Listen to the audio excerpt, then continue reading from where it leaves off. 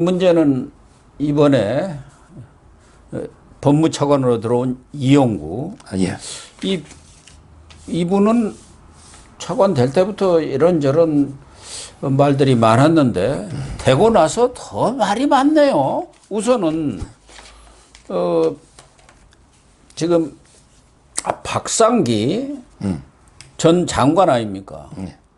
이 장관이라는 사람을 이용구 변호사가 변호사로 있을 때 자기 방에 하나를 쪼개가지고 3분의 1을 쓰게 한 모양이에요. 방을 따로 만들어가지고. 그래서 그게 김영란법 위반 아니냐. 이런 논란이 지금 일고 있거든요. 첫째로. 일단 이용구는요, 워낙에 결격투성인데, 아까 이제 배궁규 그 산자부 장관 변호한 거 있잖아. 그거는 했으니까 2부에. 제가 이제 그 박상기 부분만 말씀드리면요. 이걸 박사님은 이제 김영란법 위반했는데, 저는 형법의 그 사후수뢰죄에 가깝다 봅니다. 아, 그렇습니까? 사후수뢰로 봅니다. 예. 왜 그러냐면, 뭐냐면 이게 그 박상기가 법무부 장관 할 때, 그때 이용구가 법무실장을 했죠. 예, 그러니까요. 그때부터 이제 장관님 퇴임하면 제가 이제 그 방 하나 제공해가 잘 모시겠습니다. 그때부터 그 약속을 했다는 거예요. 사무실 공간을 주기로 현직에 있을 때 약속을 한 거예요. 그리고 이제 그 현직 장관 물러나자마자 이용구가 이제 그 LKB라고요. 김현장보다 잘 나가는 LKB의 대표 변호사 아닙니까? 그러니까요. 공식 사무실이 있죠. 근데 자기가 개인적으로 서초동에 사무실을 3개나 낸 거예요. 아니 이게 무슨 작당을 하려고 이게 사무실을 3개를 내가 300만 원의 월세가. 예. 근데 그 중에 하나를 박상기한테 4달 동안 무료로 준 거예요. 그럼 이제 400만 원이잖아요. 예. 저는 자기들이 공무원 때 이미 뇌물을 주기로 약속을 해버렸잖아. 뇌물을 준 거는 퇴임 후에 줬잖아요. 예. 이게 바로 사후수뢰입니다. 공무원일 때 약속이나 이걸 하고 나중에 공무원 끝나고 나서 돈을 받는 거 있잖아.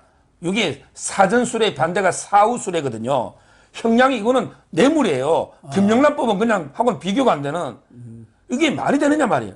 그래. 자기들이 정관예우하면 안 된다고 정관예우 3년 동안 사건도 못 맡게 해놨고 박상기를 왜 4개월 동안 100만 원 주면서 예우합니까?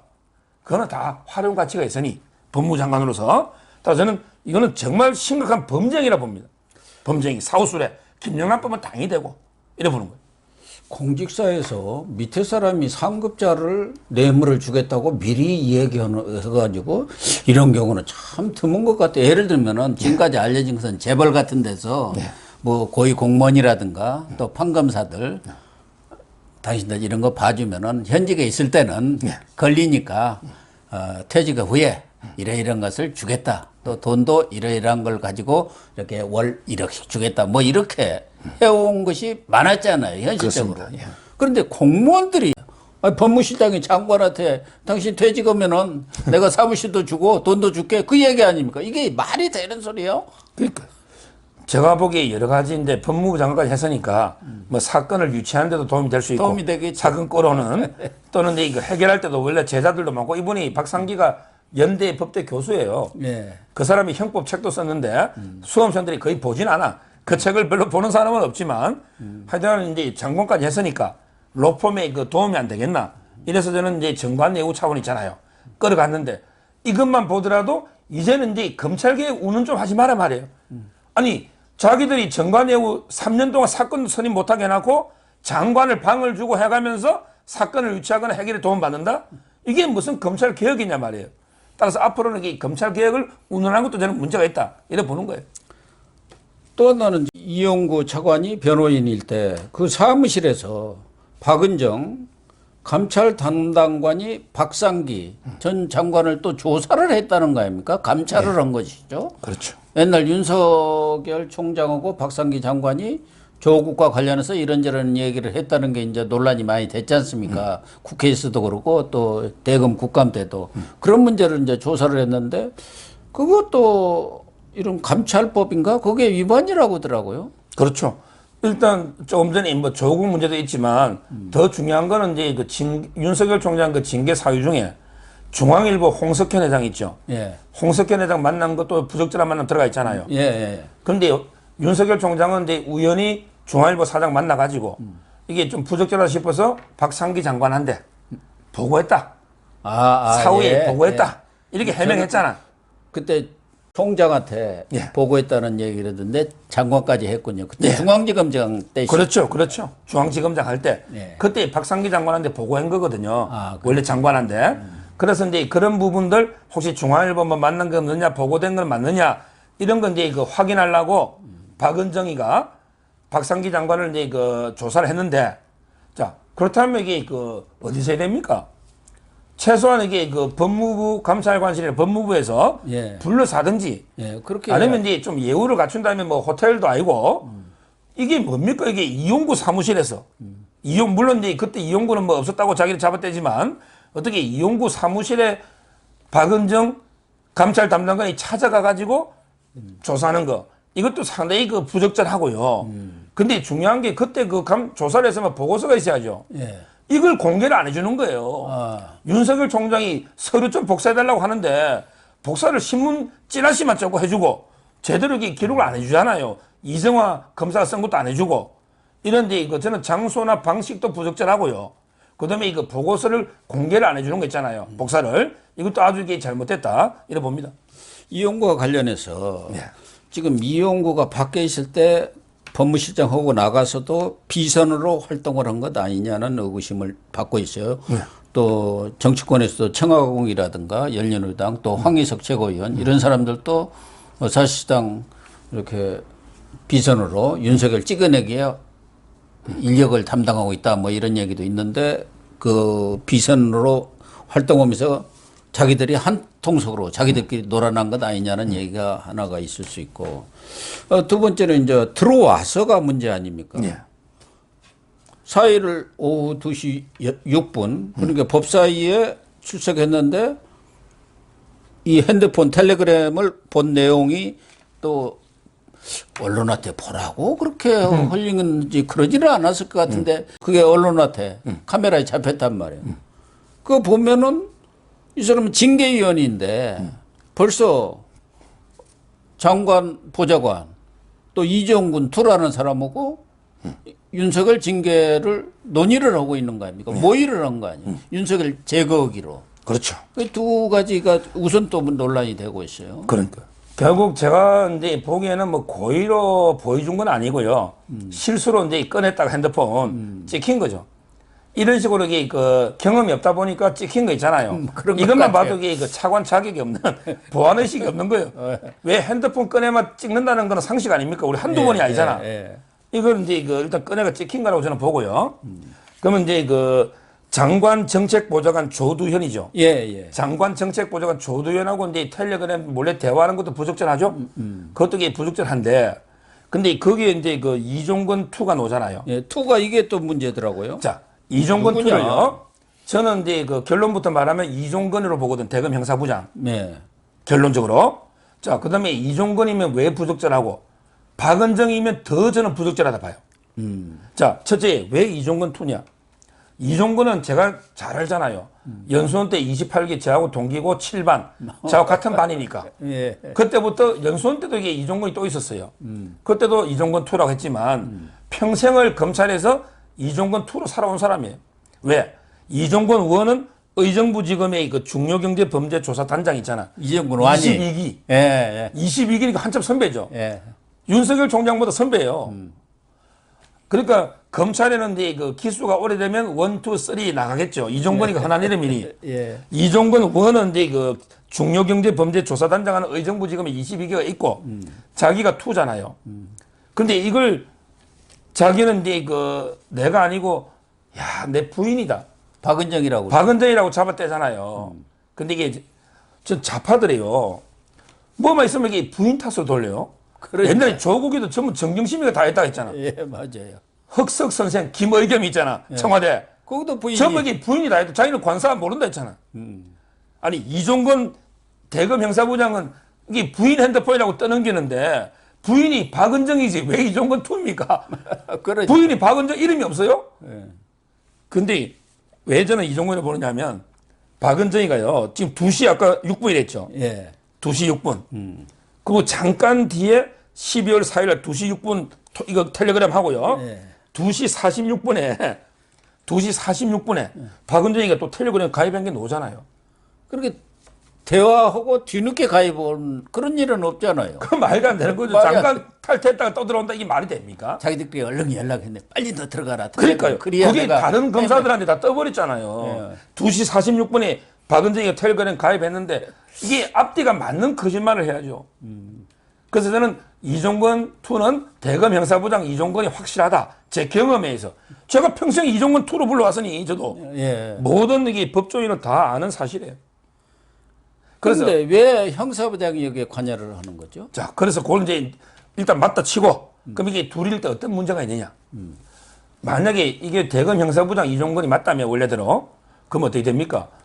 모든 거는 이게 그 법무부 장관은 검찰총장을 통해서만 지휘할 수 있죠. 예. 법무부 장관은 이제 검사들하고 직거래 못 하죠. 예, 그러니까요. 근데 윤석열 총장을 패싱하고 형사부장하고 맨날 텔레그램에서 직접 지휘하면 검찰청법에 명백하게 반하는 거죠. 총장을 통해서만 지휘할 수 있잖아. 예. 사적으로 법무부 장관이 또는 이게 차관이 검사하고 접촉할 수가 없거든요. 아주 이게 그 검찰청법 위반이죠. 예. 그 다음에 두 번째, 박은정이라면 저는 더 심각해요. 뭐 저는 박은정이 아니고 이종건을 보지만 박은정이라면 이게 그 징계 청구권자죠. 왜냐하면 징계 청구권자 추미애를 보좌하는 감찰 담당관이잖아. 그렇죠. 소추에 관여하는 사람이죠. 예. 실무 책임자다는 소추에. 이 사람이 징계 의결하는 위원 이용구하고 텔레그램을 이렇게 주고받으면 그게 징계위원회가 공정합니까? 할 필요 없잖아요. 그러네요. 미리 결론 내리라는 거잖아요. 예. 짜고 치는 고스톱이잖아요. 따라서 박은정이라도 저는 아주 부적절하고 아, 그러네요. 네, 이종건이라도 이게 검찰청 위반이고. 그래서 이 부분은 결론적으로 제가 이종건 뭐 선배고 친하지만 거짓말 하나 덮으려면요. 거짓말 10개 해야 됩니다. 거짓말 하나 덮으려면 10개 해야 됩니다. 자기가 이종건 투가 박은정이라고 거짓말 하려면 앞으로 이 텔레그램 가입부터 모든 게 통합 거짓말 10개 해야 된다. 손바닥으로 하나를 가르려 하지 말고 저는 이런 식으로 거짓말 하는 거 있잖아요. 이것만 봐도 이게 저는 자격이 없다는 거예요. 차관 자격이 없네요. 없죠. 오자마자 거짓말부터 하고 있으니까. 그렇습니다. 그런데 그 이종군, 박은정 그 부부죠. 부부가 4일 날 같이 또 휴가를 갔네요. 이종군이는 4일 오후에 반차를 냈고 이 사건이 터지자마자 뭐 이 얘기 박은정이는 하루 연가를 냈고 거기에 또 김태훈 검찰 상과장 그 사람도 그날 같이 하루 연가를 냈어요. 자기들끼리 뭔가 인권정책실에서 지금 조사 중이잖아요. 예. 그러니까 거기에 대한 대책을 논의했나? 우리한테 어차피 이거는 수사 내지는 조사가 들을 수밖에 없다 해가지고. 그럼요. 그런데 이거 김태훈이는 저하고 대학 동창이고요. 김태훈이는 검찰과장이에요. 예, 검찰. 그다음에 아까 감찰상과장 허정수. 옛날에 중앙지검 증거했다가 제가 처벌된 얘기 때잖아. 예. 감찰상과장은 허정수. 그다음에 김태훈이는 검찰과장인데 지금은 이제 우리 옛날에 뭐 12.12 막 군인들 보면 참모총장 파가 있고 예. 뭐 그 당시에 국방부 장관 파도 있고 막 이게 군인들도 헌병들도 오락가락 하잖아. 예. 지금 대검이 그래요. 대검이 이제 그 감찰 부서가 있잖아, 한동수. 그리고 이제 인권정책관실이 또 있거든. 예. 인권정책관실은 윤석열 총장 직속 라인이야. 이제 완전히 분위기가 뒤집어질 거예요. 한마디로 이제 그 윤석열 축출하는 쿠데타가 실패로 돌아갔죠. 1일 천하로 끝난 거지. 우리 갑신정변은 3일 천하잖아. 예. 3일 천하. 근데 이번에 윤석열 쪽간에는 쿠데타는 1일 천하로 끝난 거예요. 예. 그 쿠데타의 주역이 한동수 감찰부장. 예. 그다음에 대검의 박은정. 그다음에 중앙지검의 이성윤이가 포렌식 팀을 밤에 대기식이 났다는 거 아닙니까? 병력 지원은 병력 그게 불법이거든요. 대기식이 났잖아요. 예. 이렇게 쿠데타. 물론 이제 그 주모 세력은 뭐 추미애 문제이겠지만 이게 1일 천하로 끝났거든요. 그러니까 이제 그 대검 인권정책관실에서 조사를 하잖아요. 예. 그랬더니 아까처럼 전부 잠수 타는 게 문제가 아니고 핸드폰을 다 바꾸고 있어요. 그렇다고 박은정이나 심재철이가 핸드폰 카톡이 새로 떠.